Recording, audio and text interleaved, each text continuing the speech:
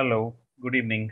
आज के chart speak के सेशन में मैं मिलिंद उपासनी आपका स्वागत करता हूं। तो आज की जो मूव थी ओवरऑल निफ्टी में वो काफ़ी स्ट्रांग थी और इतने दिनों से जो मायूसी छाई थी काफ़ी हद तक उसने उसको दूर करने की कोशिश की है। ओवरऑल आज के जो मेजर गेनर्स थे सेक्टरली अगर हम देखेंगे तो Nifty was the biggest gainer. इसका मेजर रीज़न जो मेटल में बड़ी मूव आई थी वो था। और ये मूव मेरे ख्याल से आई है जो पॉजिटिविटी न्यूज़ आ रही है चाइना की तरफ से कि लॉकडाउन वो लोग 1 जून से हटाने वाले हैं। नेक्स्ट बिग विनर था निफ्टी स्मॉल कैप।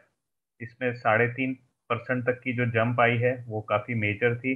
फिर एनर्जी, निफ्टी मीडिया और निफ्टी खुद 2.63% अप होकर के क्लोज हुआ है। तो sectorally Nifty metal, small cap, energy और मीडिया काफ़ी स्ट्रांग चलते हुए दिखे। और निफ्टी के कंपैरिजन में आईटी इंफ्रा भी स्ट्रांग चल रहे थे। Overall that was on the sector side.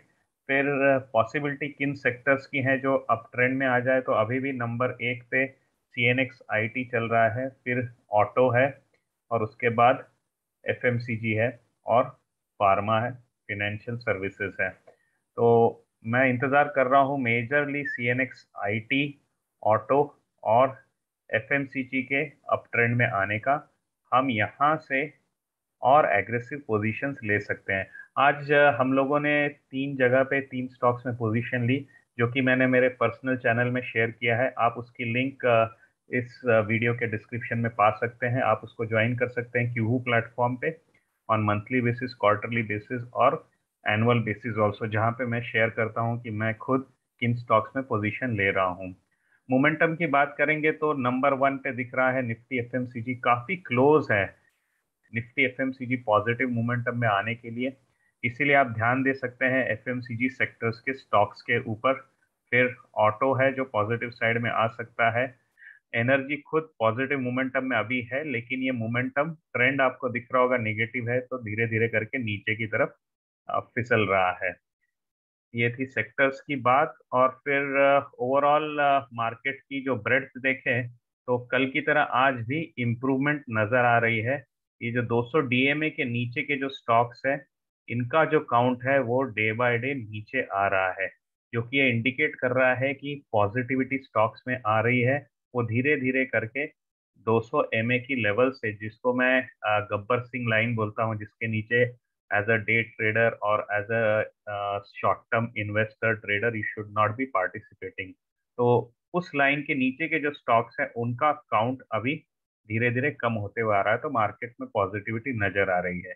Nifty के चार्ट को देखते हैं तो काफी स्ट्रांग मूव है आज की। जो मैंने कल कहा था, ये जो 3 कैंडल्स का जो सेट बना है, इसको ब्रेकआउट दे करके निफ्टी आगे निकले।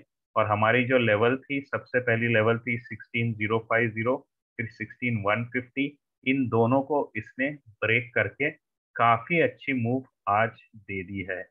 इसको देखते हैं 10 दिन के 15 मिनट चार्ट पे, ताकि आपको समझ में आएगा कल जो हमने लेवल्स बताई थी उसको आज निफ्टी ने क्रैक कर दिया। तो कल जब हमारी बातें हो रही थी तो मैंने इस लाइन को ड्रॉ किया था। सबसे पहला रेजिस्टेंस होगा दैट विल बी 15950। फिर दूसरा रेजिस्टेंस जो हमने ड्रॉ किया था दैट वाज अराउंड 16050। और अगला भी रेजिस्टेंस जहां पे पिछली बार आप देख सकते हैं 16200 जो है 16150 यहाँ पे था, जहाँ पे 2 दिन हमको रिवर्सल्स मिले थे, 150 को भी क्रॉस किया।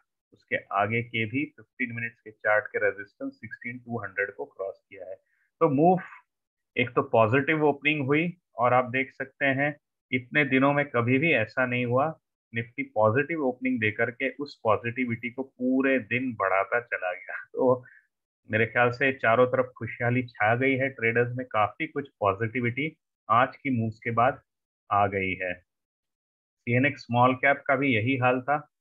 Over the time through out the day इसने काफी स्ट्रांग मूव दी। ओपनिंग के बाद कुछ देर साइडवेज रहा, फिर स्ट्रेट ऑफ जो फ्लाइट ली है वो डायरेक्ट 9200 को क्रॉस करते हुए, तो हमारी जो लेवल थी 9000 की, उसको उसने काफी अच्छे से ब्रेक किया। ये 15 मिनट का चार्ट है, तो अल्ट्रा शॉर्ट टर्म की बातें हम यहाँ कर रहे हैं। तो 9000 को क्रॉस करना जरूरी था, क्योंकि वहां से 2 बार रेजिस्टेंस आ चुके थे, तो उसको भी क्रॉस किया।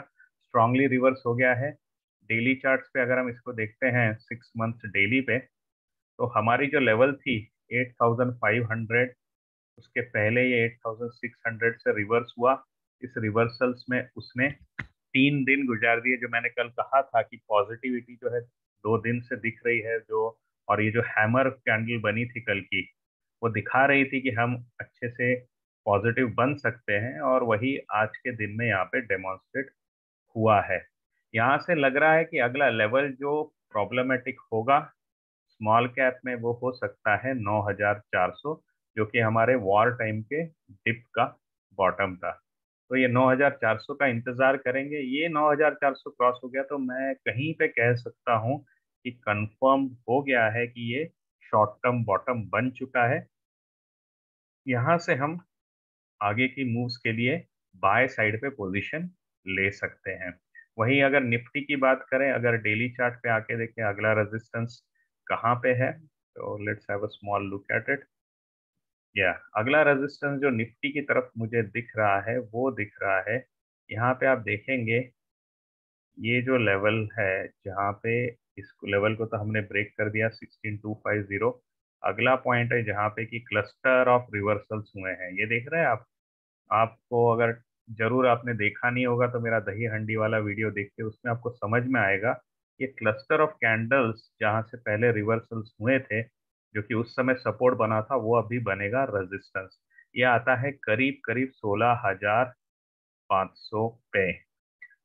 मेरी तरफ से 16400 की फिगर को मैं काफी स्ट्रांगली ऑब्जर्व कर रहा हूँ। 16400 अगर हम क्रॉस कर देते हैं तो मैं यहाँ से समझूंगा कि कंफर्म शॉर्ट टर्म बॉटम है।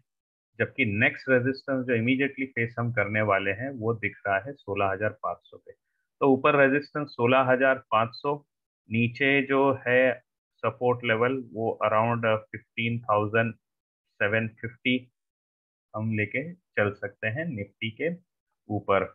निफ्टी के अपडेट्स में देखें तो आज की जो एफआईआई की जो सेलिंग थी वो कल से ज्यादा है, लेकिन उसको पॉजिटिवली हैमर आउट कर दिया है डीआईआईस की बाइंग ने। न्यूज फ्रंट पे जो पॉजिटिविटी दिख रही थी उसको अगर देखें तो मेनली डाउ जोन्स का जो फ्यूचर है वो पॉजिटिव साइड पे कंटिन्यूसली जा रहा है। इस मौके पे आज के टाइम पे अभी ये अराउंड 1.47 पॉजिटिव है। तो ड्यूरिंग द डे इसने भी काफी हेल्प किया निफ्टी को आगे बढ़ने के लिए, बिकॉज एक इंडिकेटर है जिसको ट्रैक करते हैं हमारे मार्केट। और ये जो सवेरे सवेरे न्यूज आ गई थी शंघाई की तरफ से, चाइना की तरफ से, कि वो लॉकडाउन हटाने वाले हैं और नॉर्मल लाइफ जून के बिगनिंग से होने वाली है, और ये 6 हफ्तों का लॉकडाउन था और इसने काफी हद तक ग्लोबली सप्लाई चेन्स को ब्लॉक करके रखा है। इसके कारण एक बहुत बड़ी निगेटिविटी इंडस्ट्री में फैल रही थी।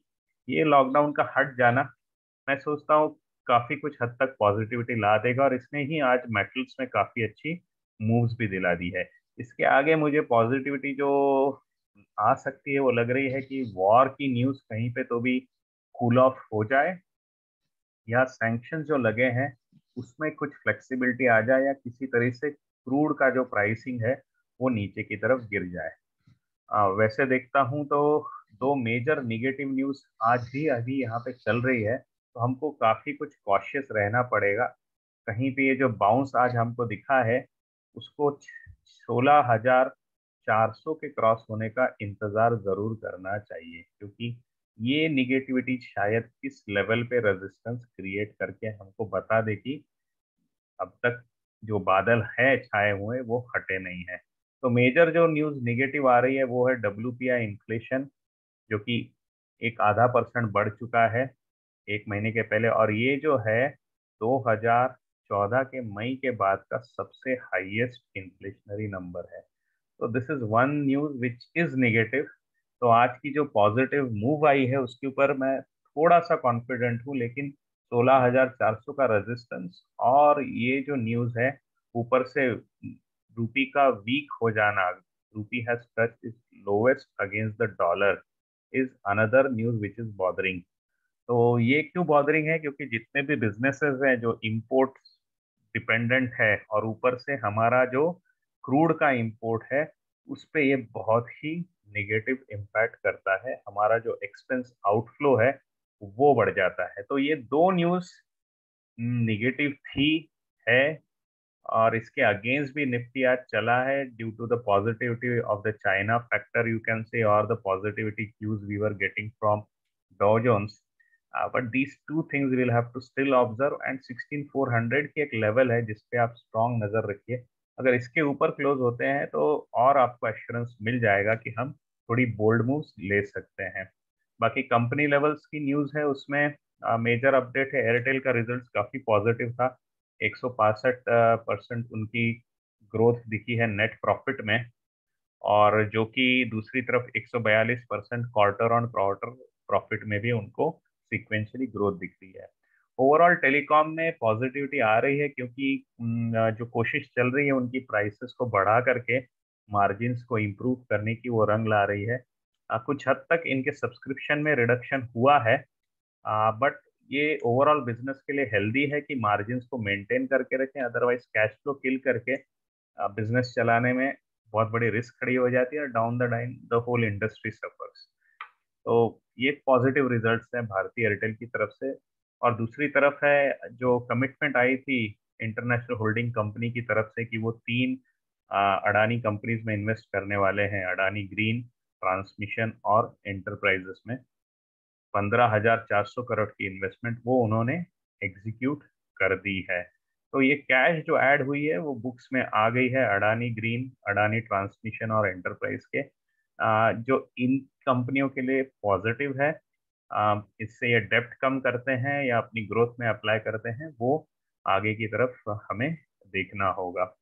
तो ये थे आज के charts and sector update and markets update. Do join me on my Twitter handle as well as, मैंने आपको कहा है कि जो मेरा डेली अपडेट का चैनल है जिसमें मैंने आज 3 स्टॉक्स लिए थे वो कौन से हैं। अगर ऐसे डेली अपडेट्स आप जानना चाहते हैं जहां पर मैं एग्जिट्स भी बताता हूं जब मैं प्रॉफिट बुकिंग या स्टॉप लॉस हिट हो रहे हैं, तो वो नॉलेज शेयरिंग भी है और आपके लिए एक स्टडीज चैनल भी है। तो कृपया आप उसको नीचे दी हुई लिंक पे चेक करें डिस्क्रिप्शन में, और feel free to join it. I will be always happy to host you. Thank you. The sectors update are complete over here, और अगले एडिशन में मिलते हैं जहां पे आज मैं फोकस करने वाला हूं मेनली फैन स्टॉक्स के ऊपर। तो सी यू सून, बाय बाय।